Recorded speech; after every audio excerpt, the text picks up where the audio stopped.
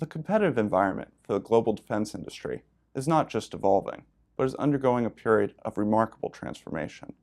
Now, while it's true that certain segments of national defense industrial bases, especially in developed markets, are undergoing a period of streamlining and reducing number of participants, when we start to look at it as defense, it's not just defense, but the larger environment in which defense participant companies interact with each other, then we see a remarkable period of increasing competition, whether it's globally or in adjacent markets. And when we look at adjacencies, these are really a critical area, one that's often overlooked and underappreciated.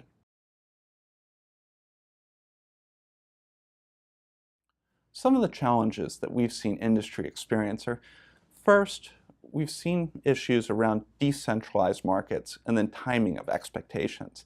One of the cases we'd look at here is around state and local markets.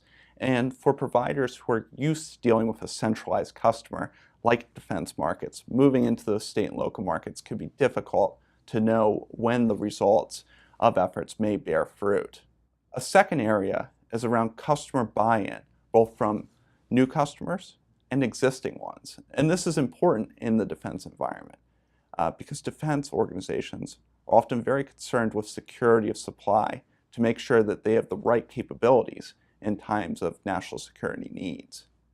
A third area has to do with market crowding, and this issue arises oftentimes when a market becomes hot and multiple providers try to enter at the same time.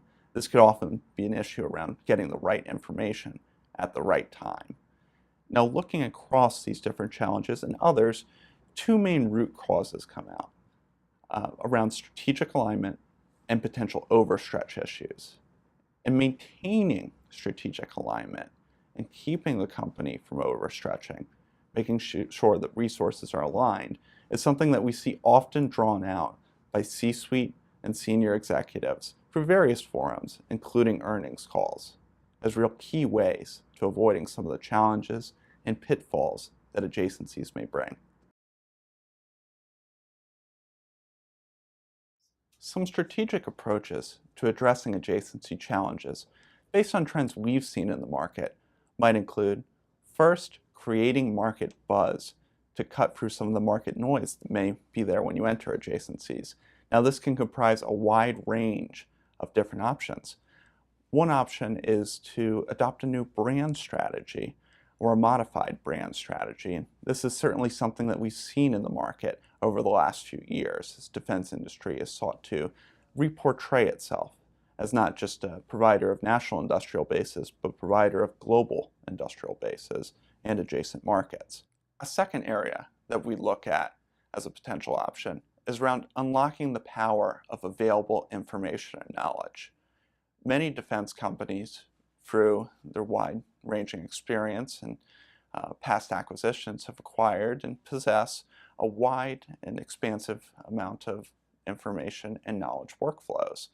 Now, these seem often disparate, but when you start to connect those through various solutions, they can produce really innovative and cutting-edge outputs that are critical to entry to new markets and really could be key enablers of efficient entry into these markets. A third area we discuss is around exploring public-private partnerships. And public-private partnerships can be really a key value option in addressing the needs and assuaging stakeholder concerns, making sure that the onus is really on partnership rather than just the provider-customer model. And this is especially important when we start to look at kind of those nascent markets like information communications technology and cyber, two areas where we've seen a lot of movement in terms of public-private partnership between the industrial base and between the customers. Now, looking across the different options, one thing that we want to keep in mind is that the right approach for the company is often one that takes into mind its unique strategic vision, its different market, operational, and financial realities, and the strategically aligned opportunities that currently present themselves and may present themselves in the future. It's about making the right decision at the right time and having the resources to do so.